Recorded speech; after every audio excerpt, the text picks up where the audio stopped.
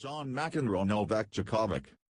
John McEnroe Novak Djokovic has lost his killer instinct and Andre Agassi's not around enough. Novak Djokovic's increasing spirituality could be an underlying cause of his dip in form over the last 12 months, according to John McEnroe. Djokovic's third-round defeat at Wimbledon last year was the start of a lengthy run of poor results for the then world number one. And, 12 months later, the 30-year-old Serb remains in the doldrums, despite a change of mentor and the increased influence of spiritual advisor Pepe Yamaz. But McEnroe says that Djokovic's move towards a peace and love mentality might actually be contributing to his struggles on the court. From an emotional standpoint, he perhaps felt he wanted to bring in somebody who wants to give people a lot of hugs, McEnroe said in an interview with The Guardian. That does not necessarily translate to having that killer instinct.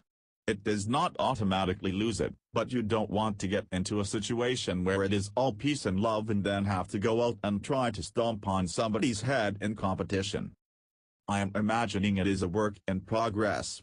But it is a combination of things, whatever is going on off the court. He had an injury, a letdown, and all the stuff contributes to it. I kept thinking it was going to get better. Djokovic won the 12th Grand Slam title of his career at last year's French Open, but looks a long way from adding to that tally in the remaining two Grand Slams of 2017. However, McEnroe says it's too soon to write Novak off for good. It is pretty quick to say, whoa. He's 30, but we were talking about him blowing past Federer, in terms of Grand Slam wins, only at Wimbledon last year. Or at the very least Nadal.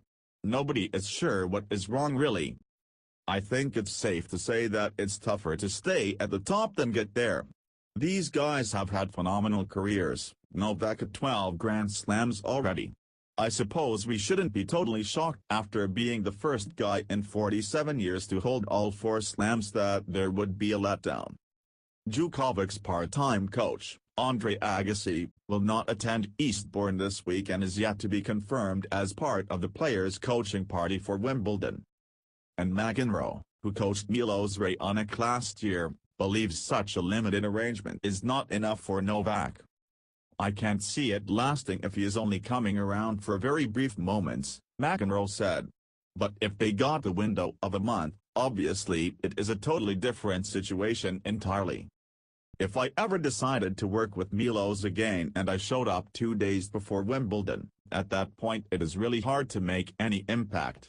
At the very least, you need what I had last year, to get a feel for his routine, and what makes him tick, and what you can add. There is no question Andre could add something and I would like to see that work because it would be good for the sport and a nice thing to see. It certainly looks great on paper. He did have this career renaissance, so there are reasons why it makes sense. But it is hard to think that could make sense so fast. If you leave after the first week or you're only here for a few days. With any person it's going to take some time.